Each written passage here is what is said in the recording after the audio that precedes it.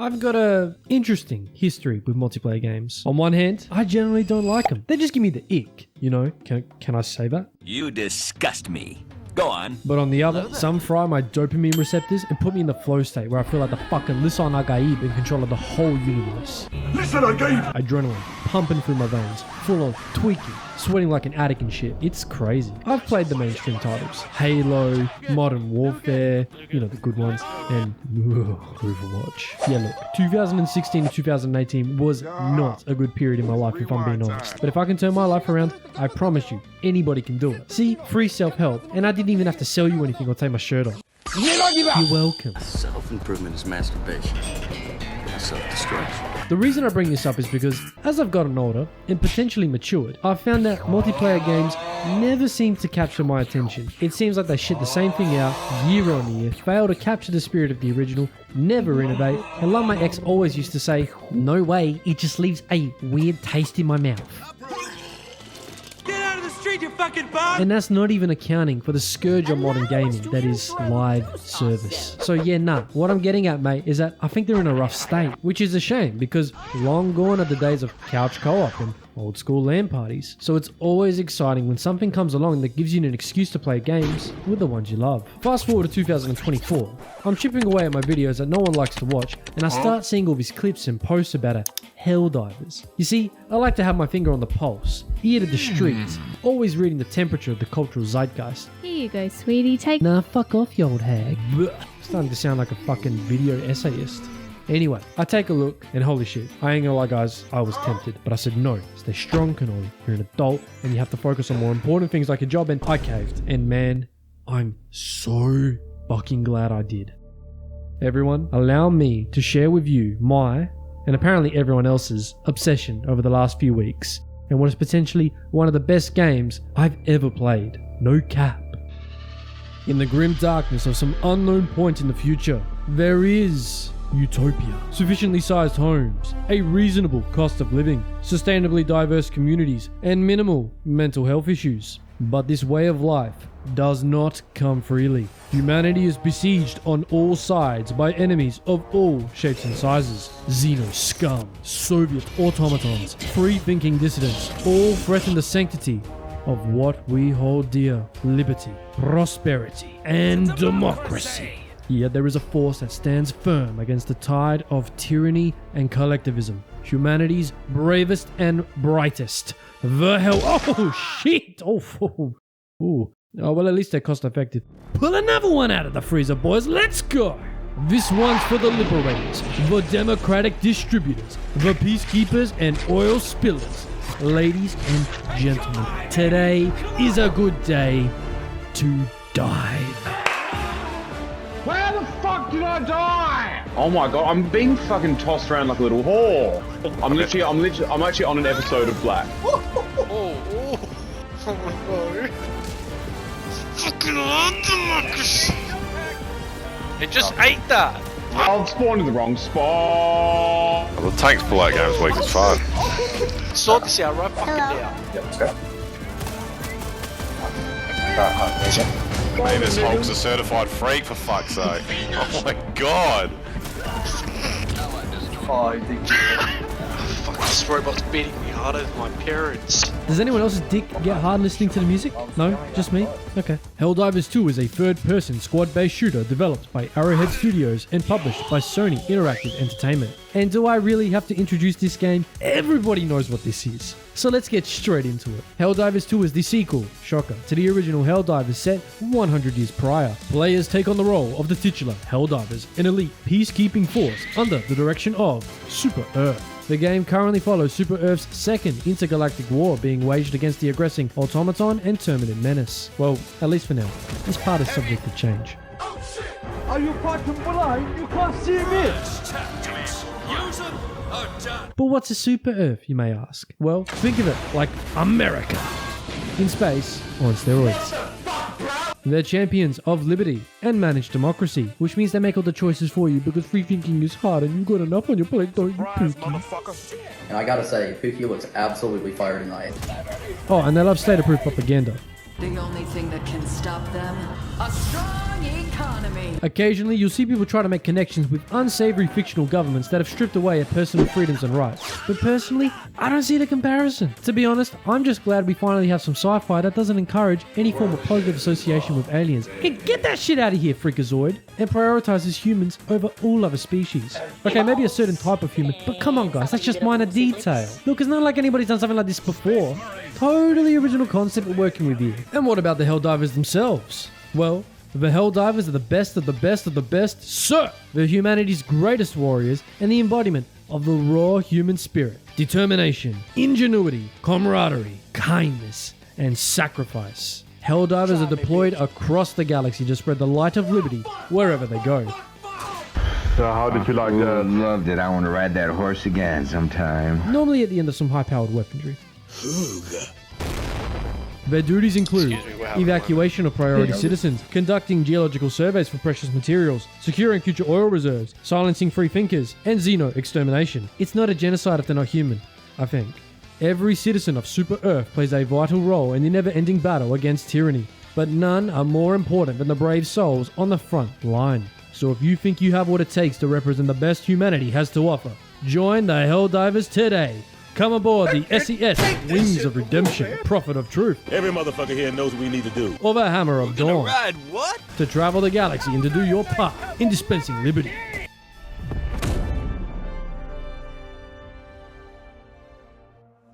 You don't understand. Trees. The trees speak binary. But that's enough of the deep, convoluted lore. What about the story? Well, like my hereditary dementia, it's a work in progress. You see, this game is special. It's special because its story is being written in real time by us, the gamers. Deep within the bowels of Arrowhead, there is a man called Joel. Joel is the Game Master. Those of you familiar with D&D or the medieval fantasy sex simulator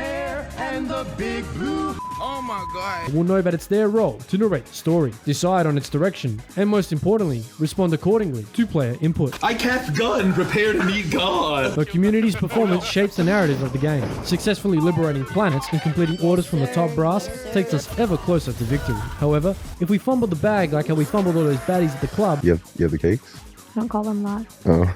Do you have an OnlyFans? we could very well end up having to defend Super Earth itself from alien invasion. The game is inspired by the likes of Starship Troopers, Warhammer 40k, and of course, pen and paper RPGs. This, in combination with the game's low barrier of entry, unsurprisingly attracts a rather large number of people, all of varying taste, thoughts, and competency, except the Xbox bozos. RIP. And as you can imagine, this is a bit of a shit show, but I personally love the chaos, so I don't mind. My favorite part is a subsection of people who believe that liking this game and ignoring the potentially insidious undertones somehow makes you a bad person. Go figure. Look, all I know is that the training program shows that trainee Helldivers are about as well suited for combat as the average American is at physical activity, and that the propaganda wears off when they're on death's door, and you can hear the utter desperation on everyone's voice right before they scream and die in absolute agony. I'm a simple man. I think violence and blatant ignorance is funny. Anyway, there's bound to be oil inside these here robots. Light them up, boys!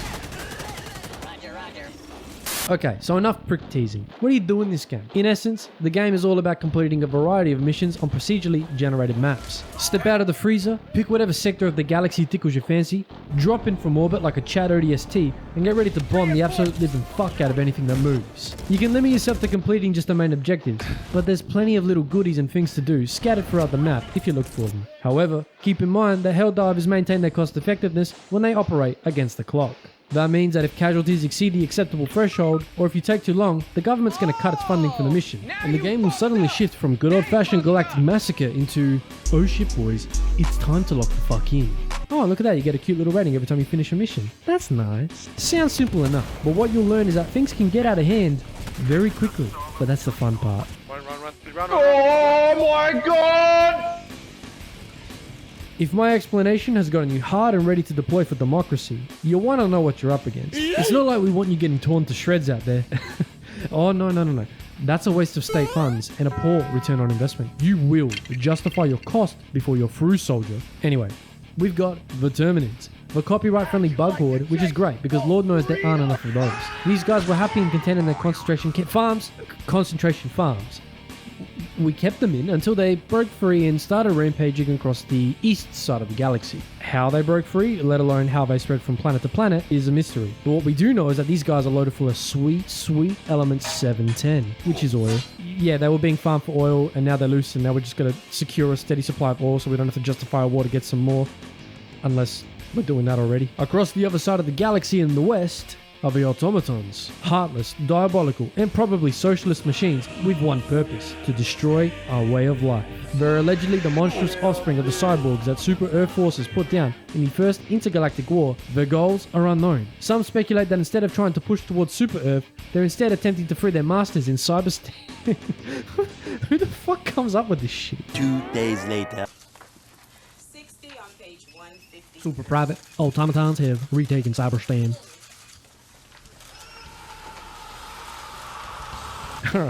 Think of them as the Terminators. Skynet online. Chat GBT gone sexual. They're stealing my baby. Robot stole my baby. Unlike the Tyranids, there may not be a legitimate reason for fighting these guys, which would normally make us the aggressors, but personally I consider a preemptive strike into the heart of anti-democratic sentiment. Long story short, fighting the bugs is like Starship Troopers, the game, but good. And fighting the robots is like the opening of Terminator, except we're the guys getting our shit pushed in. In the face of such tyranny, you may feel the unsettling caress of fear upon you.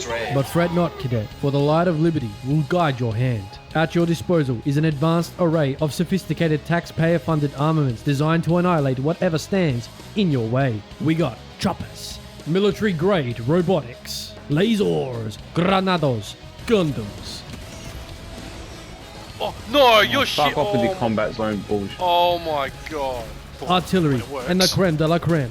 Aerial bombardments. Got a wave of freedom-hating robots marching toward you with malicious intent. Try upright, down, down, down. Present your cheeks to the enemy and hit him with a fucking eagle screech like... It was at this moment that he knew. He fucked up. There's something for every occasion and every playstyle. Want to get up close and personal? Run the riot shield or shoddy. Want to show love at long range? There's something for that too.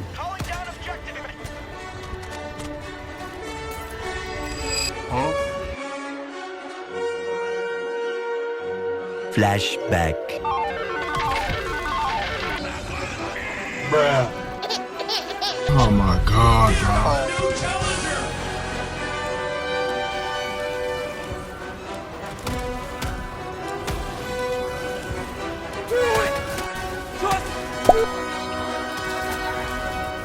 See, as you can see, the more you fuck around, the more you're gonna find out. I fucking love this game. Some of my favorite builds include Cannoli's point-and-click adventure. Hi, my name is Chemical Warfare, and this is why they banned flamethrowers. The main takeaway here is that these tools are designed to be used, so don't be frugal, and feel free to spend entire continents worth of GDP on glassing an area on the off chance there's something hiding in the bushes, regardless of the potential threat of wiping out your whole squad in the process. Friendly fire is an occupational hazard in our never-ending crusade. Also, the craters that get left behind make great cover. Run, run. Speaking of squad, remember that at its core, this game is a cooperative experience. Nothing makes the journey to total liberation swifter than good company. So scrounge up your unemployed friends and get them working around the clock for prosperity. Or if for some reason you've been unable to form a connection with another human being, there are literally hundreds of thousands of Helldivers on the battlefield at any one time. Did I mention this game is popular? So band together and elevate the thrill of democratic battle to its zenith and experience the game the way it was meant to be played. With friends or complete strangers on the internet. As for how this works in practice, well... Sometimes it may be good, sometimes it may be shit. Sometimes you'll be like a well-lubricated machine, functioning with absolute efficiency, making no mistakes and decimate the enemy. Other times, well, you'll probably be killed more often by teammates and get kicked by the host because you didn't follow him across the map, so they had to engage every patrol by themselves, dragging all the elite mobs with them, which culminated in a Reddit post about how everyone sucks and this game is unfair. It is what it is. Sometimes you'll clear missions without a hitch, and others, well, you'll just have a shit show on your hands from the moment you drop in. But that's what it's all about. Jesus fucking Christ! Every time! Whether you share in the elated feeling of joy after a job done democratically, or ultimately take up a group session discount with your local therapist for the PTSD you all develop, these moments will make you want to dive again and again and again. Allow me to share some of my own experiences as an example. In one of my first games, I was constantly killed by some troglodyte who was under the impression that I was stealing his samples. As a man of patience, I let this slide. That is, until he killed me just before the Pelican landed. In response, I expertly maneuvered my drop pod and landed on the smooth brain, killing him instantly, before promptly boarding the ship to complete extraction, without reinforcing them. There was also the time where I helped my friends discover the unsafe mode for the railgun. I just conveniently forgot to tell them that it explodes once overcharged. So naturally, there was mass confusion until they finally figured it out. It was like witnessing cavemen discover fire for the first time. Oh my God. Moments like these are occurring across the galaxy, and if you're not engaging with the community, you're truly missing out.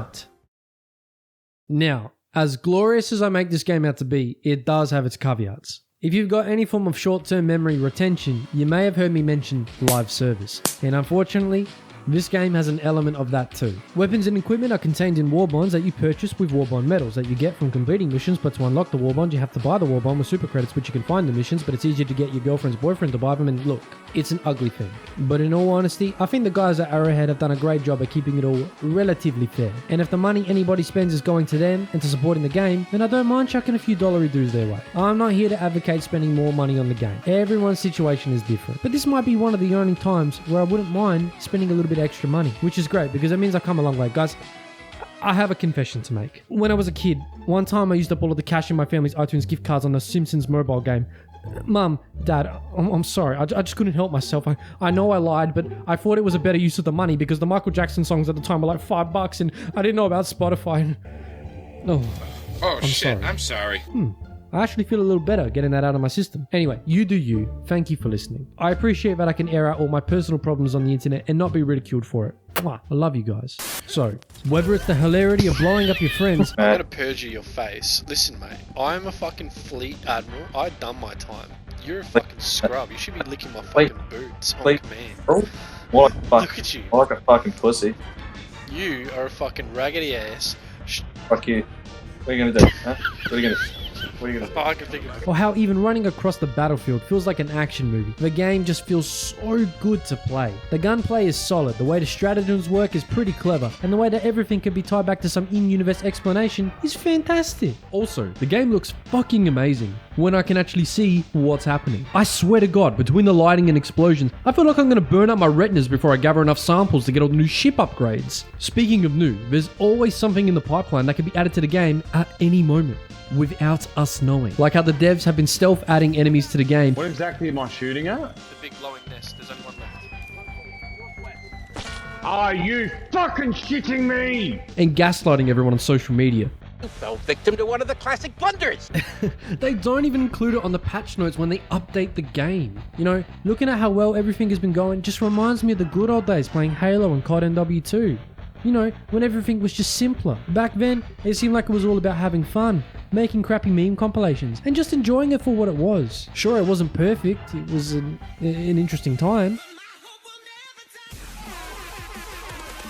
But it's something that I, and by the looks of it, other people have been craving. Seems like there's been a bit of a trend lately with small studios making hit multiplayer games that just give you an excuse to act like an idiot with your friends. And I'm glad to see it's still going strong. The way they balance the game hasn't pleased everybody. There's no way it could. But it's too early for anybody to be making some big calls. Both the devs and players need more time to work things out.